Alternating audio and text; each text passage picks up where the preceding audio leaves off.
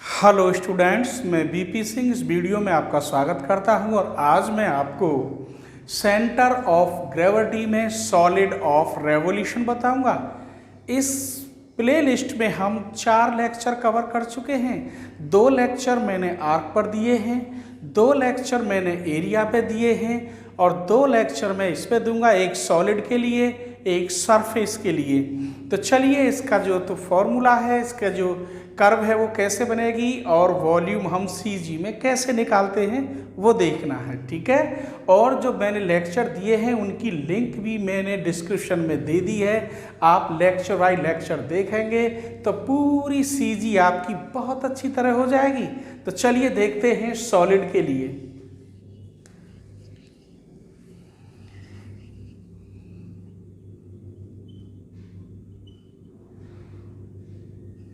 इसमें मैं एक कर्व बनाता हूं, ये एक्स एक्सिस है और ये वाई एक्सिस है।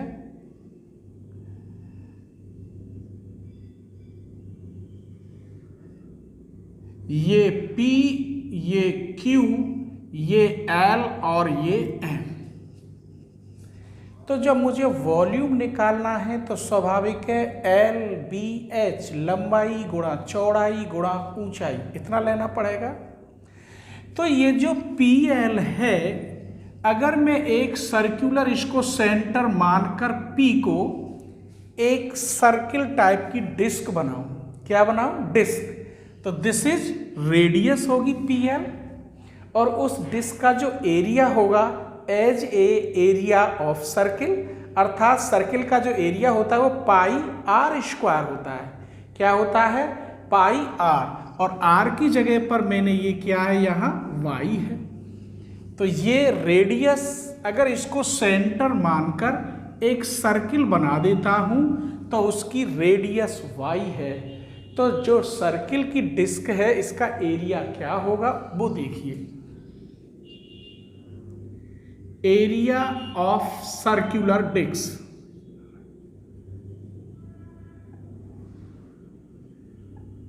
तो ये होगा पाई वाई स्क्वायर, क्योंकि पाई आर स्क्वायर होता है। अब जो सर्कुलर डिस्क है उसकी थिकनेस मैंने ये LM ले ली, ये थिकनेस है DX। अगर इस एरिया में इसकी मल्टीप्लाई हो जाए तो वॉल्यूम हो जाएगा, ठीक है। तो एलिमेंट्री वॉल्यूम क्या होगा?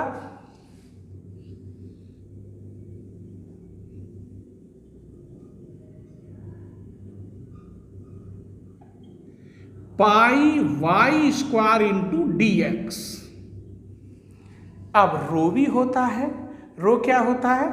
मास पर यूनिट वॉल्यूम, डेंसिटी को कहते हैं। तो अगर रो की मल्टीप्लाई करें तो हम लिखेंगे mass of elementary volume pi y square DX into rho. If rho is uniform तो रो क्या हो जाएगा? कांस्टेंट, कट जाएगा। चलिए ये हो गई है। अब मुझे देखनी है CG x बार पर। तो x बार के लिए यहाँ पॉइंट CG मान लीजिए यहाँ है ये x और y। तो x बार के लिए यहाँ x आएगा और जब मैं y बराबर काटूंगा तो वहाँ y आएगा। तो इसे जो मैं बना रहा हूँ ये क्या है? y equal to fx and curve on the x axis. Curve किस पर बनी है? एक्स एक्सिस पर। तो ऐसी कंडीशन में फाई बार 0 होगा। क्या होगा? 0 होगा। तो एक्स बार क्या होगा? यहां लिखे देते हैं। लिमिट तो कुछ भी लगा लो, वो तो फिर क्वेश्चन के अकॉर्डिंग लगेगी। मैं यहां कहता हूं x बराबर a से लेकर x बराबर b। तो लिमिट a से लेकर b, centre of gravity x बार में यहाँ x आएगा इनटू वॉल्यूम ऑफ एलिमेंट। तो pi y square DX into rho upon a से लेकर b pi y square d x into rho. Rho से रो कट गया तो एक्स बार आया लिमिट ए से लेकर b x y square d x upon limit a से लेकर b y square d x. ये curve y equal to f x है, लेकिन कर्व काय पर है? एक्स एक्सिस पर। ये मैंने कह दिया case first. Case second, y equal to f x and curve at y axis. तो ऐसी कंडीशन में वहां x बार 0 होगा। तो y बार कैसे निकालेंगे? सेम लिमिट में थोड़ी चेंज कर। अब कर्व यो बनती तो मैं तो एक ही कर्व बना रहा हूं क्योंकि ये प्रूफ करने को नहीं आते, बस इनको समझना है। तो लिमिट c से लेकर d कर दी। यहां y बार पे y एक्सिस पे निकालोगे तो सी जी y मानी जाएगी, तो यहां y। अब यहां यो बनता यो, तो ये रेडियस है जाती o, मान लो OL x, तो ये बन जाती pi x square d y into rho. C से लेकर d pi x square d y into rho. If rho is uniform तो ये कट गया, पाई से पाई कट गई, तो वाई बार आया सी से लेकर d y x square d y upon c से लेकर d x square d y. तो कर्व अगर इसमें कहेगा मेजर एक्सिस, माइनर एक्सिस या एक्स एक्सिस या वाई एक्सिस, ऐसे कहता है, जिस एक्सिस पे निकालोगे उसी की वैल्यू आएगी। जैसे एक्स एक्सिस पे कहेगा तो वाई बार 0 और वाई एक्सिस पे कहेगा तो एक्स बार 0। इसी को पोलर फॉर्म में बना दूंगा मैं। बस क्या फर्क होगा, वहाँ सर्कुलर डिस्क होगी, वहाँ जो वाई डी एक्स निकलता है वो मैंने एरिया में बताया है कैसे, तो आप उसे जरूर देखें। और मैं क्वेश्चन में डायरेक्ट बताऊंगा पोलर फॉर्म में, और वेरी वेरी इंपॉर्टेंट क्वेश्चन है जो इस साल आएगा, उसे बताने जा रहा हूं। ठीक है, तो चलिए देखते हैं। Find the centre of gravity of segment of A sphere. कोई स्फीयर है जिसकी रेडियस a है। मैं एक स्फीयर बनाता हूं,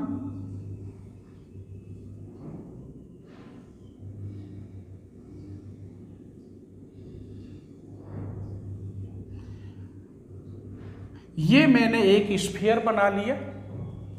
cut by a plane at a distance c from the centre. यहां c डिस्टेंस है, ये o, यहां से मैंने ये कट कर दिया, तो ये रेडियस पूरी यहां तक कितनी है? a। तो ये जो कट कर दिया है, तो उस सेगमेंट का, जो सेगमेंट हमने काट दिया है, उसकी CG क्या होगी वॉल्यूम में? तो यहाँ है, यहाँ से यहाँ तक C और यहाँ से यहाँ तक A, तो लोअर लिमिट से अपर लिमिट लगा देंगे। आइए, स्फीयर की इक्वेशन क्या होती है? X square plus y square equal to a square. अब आप कहेंगे, आपको एक नई बात बता रहा हूँ मैं कि ये तो सर सर्किल की इक्वेशन है, तो आप स्फीयर कैसे बता रहे हैं? भाई सत्यवाद है, ये तो बिल्कुल सही है कि ये सर्किल की इक्वेशन है, लेकिन मेरे बच्चों सर्किल का स्टैंडर्ड रूप ही स्फीयर होता है। जैसे कोई छल्ला है और छल्ला 2 डायमेंशनल होता है और वो सर्किल होता है। अगर उस छल्ले को किसी टेबल पे यूं घुमा दिया जाए तो वो स्फीयर बन जाता है। इसीलिए ये सर्किल स्टैंडर्ड रूप स्फीयर है। चलिए, तो हमें एक्स एक्सिस पे ले रहे हैं, तो इसकी वाई बार 0, तो x बार क्या होगा?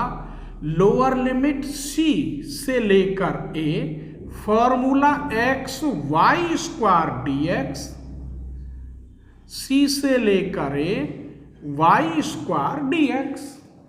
वैल्यू रखिए, c से लेकर a x, वाई स्क्वायर की वैल्यू यहां से निकालेंगे आप,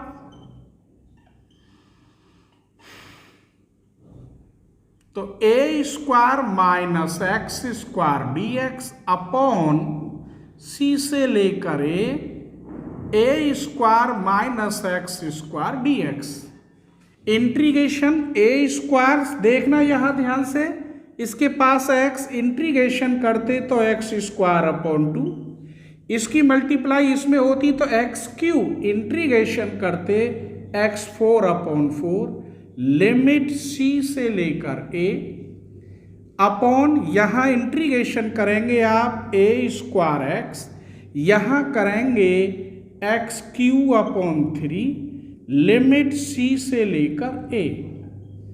अगर इसमें यहां लिमिट रखेंगे तो ए 4 अपॉन 2 माइनस ए 4/4 माइनस, अगर आप सी रखेंगे तो a square c square upon 2 minus C 4 upon 4। नीचे आइए, आप ए रखेंगे ए क्यू माइनस ए क्यू अपॉन 3 माइनस सी रखेंगे ए square c minus C Q upon 3।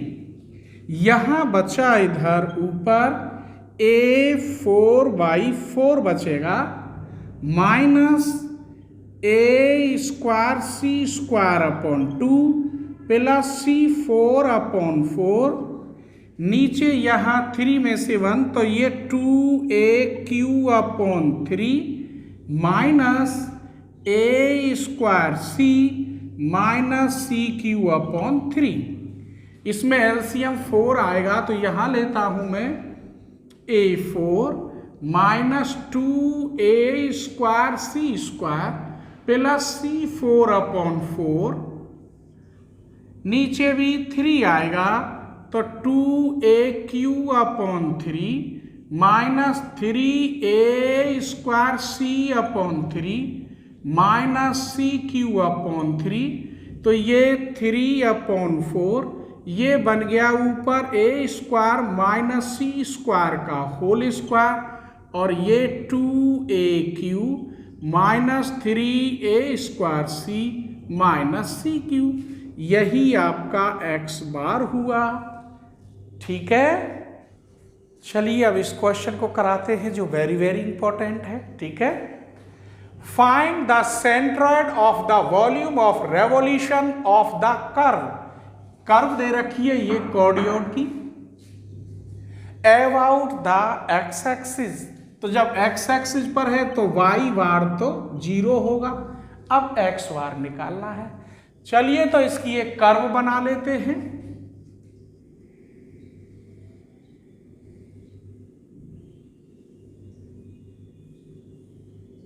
Theta equal to 0 से लेकर थीटा इक्वल टू पाई, ये r दूरी, यहां एंगल, यहां मैं एक डिस्क बना रहा हूं, ये d थीटा, यहां थीटा, तो p के कोऑर्डिनेट r d थीटा।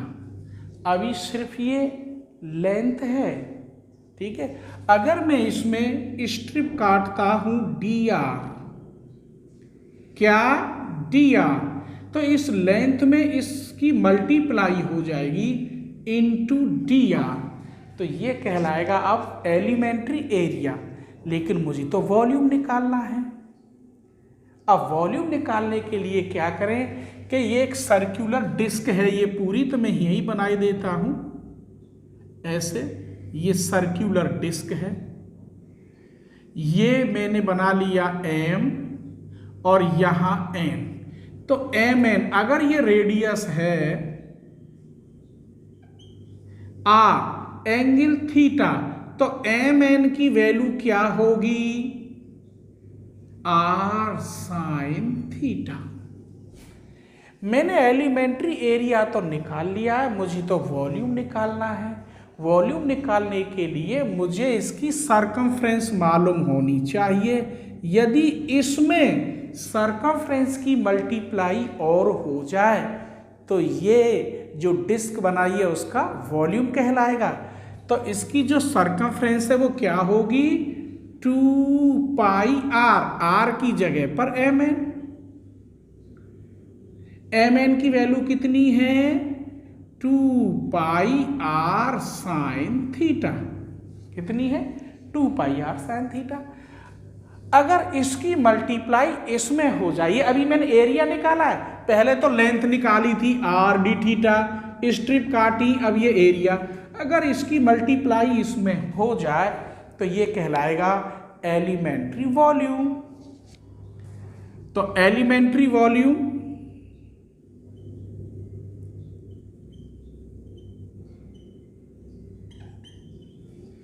क्या है? यहां r d theta dr into 2πr sine theta. ठीक, तो एलिमेंट्री वॉल्यूम हो गया r d theta dr into 2πr sine theta. If rho क्या है? डेंसिटी है। अगर रो की मल्टीप्लाई कर दे तो mass of elementary, mass of elementary volume r d theta dr 2πr sine theta into rho. बस इतना हो गया। चलिए तो अब x बार लिखते हैं। x बार के लिए थीटा की लिमिट 0 से पाई, r की लिमिट r इक्वल टू 0 से लेकर कितनी वैल्यू है r की? a1 plus cos theta. यहां x equal to r cos theta और y equal to r sine theta. About x axis पर ले रहे हैं तो CG x आती है, अभी बताई थी पहले क्वेश्चन में। तो x की जगह पे यहाँ क्या लिखेंगे आप? r cos theta into elementary volume. तो r d theta dr 2πr sine theta, 0 से पाई, 0 से a1 plus cos theta. Elementary volume r d theta dr 2πr sine theta. 2π से 2π कट गया, अभी रो रह गया, रो से रो कट गया। इफ रो इज यूनिफॉर्म तो कांस्टेंट है वो कट सकता है। आइए तो अब इसका हम इंटीग्रेशन करते हैं। r की पावर 1 2 3, पहले r को खत्म करते हैं। लिमिट 0 टू पाई, r की पावर 1 2 3, r की पावर 3 का integration 4/4, limit 0 to a1 plus cos theta. क्या बचा यहां? Cos theta sine theta d theta upon 0 से पाई, r की पावर 1 और 1 2, तो integration r³ upon 3, limit 0 to a1 plus cos theta, और बचा यहां साइन थीटा और d थीटा। तो यहां ये 3 और यहां 4 है, 3 तो एक तो यहां आएगा 3/4, 3 ऊपर 4 नीचे, a की पावर यहाँ q, यहाँ a की पावर 4, तो एक a बचेगा। ठीक है, इतना तो समझ में आ गया। 3/4, यहाँ a की पावर 4 है, यहाँ a³ है a। लिमिट 0 टू पाई, इसको रखेंगे तो 1 प्लस कॉस थीटा की power 4 cos theta sine theta d theta. Limit 0 to pi, यहां रखेंगे 1 प्लस कॉस थीटा का cube sine theta d theta. मान लीजिए let 1 plus cos theta equal to t, sine theta d theta equal to minus dt। आइए अब 3a/4, अगर आप यहाँ 0 रखोगे तो 1 और 1 2, अगर आप यहाँ पाई रखोगे तो -1 प्लस 1 0, कॉस पाई की वैल्यू -1, कॉस 0 की वैल्यू 1। यहाँ रखेंगे इसकी जगह पर तो t4, कॉस थीटा की वैल्यू निकालोगे तो t-1 आएगा, साइन थीटा डी थीटा की जगह पर माइनस के dt अपॉन वही लिमिट यहां हो जाएंगी 2 से 0, इसकी जगह पर T Q, sine theta D theta की जगह पर माइनस dt। इसका इंटीग्रेशन 3a/4, इसमें t की घात 5 इंटीग्रेशन करोगे t6/6 मल्टीप्लाई t4 इंटीग्रेशन करोगे t5/5, लिमिट चेंज कर दीजिए तो प्लस हो जाएगा, 0 से 2 कर दिया। यहां t की पावर 4/4 लिमिट चेंज कर दीजिए 2 से 0, तो ये भी प्लस हो जाएगा। आइए अब इसको सॉल्व करते हैं। 3a/4, ये 2 की पावर 6 64/6 माइनस 2 की पावर 5 32/5 अपॉन 2 की पावर 4 16/4 4। चलिए यही बढ़ाते हैं। 3a/4 ये कट गया 32/3 माइनस 32/5 और 1/4 इधर लिखे देता हूं ऐसे। इधर देख लीजिए 3a 4 4 जा 16, 32 कॉमन, 1/3 माइनस 1/5 तो 2/15, तो 16 2 जा 32, 3 5 जा 15, तो ये आया 4a/5। तो x बार की वैल्यू है 4a/5 और y बार है 0। ठीक है, तो मैं उम्मीद करता हूँ वीडियो आपको पसंद आई होगी। अगर पसंद आई तो प्लीज़ शेयर करना अपने फ्रेंडों को और लाइक करना, और पहली बार देख रहे हो तो सब्सक्राइब करना, जिससे अगली वीडियो आपको बहुत जल्दी मिल सके। थैंक यू, धन्यवाद।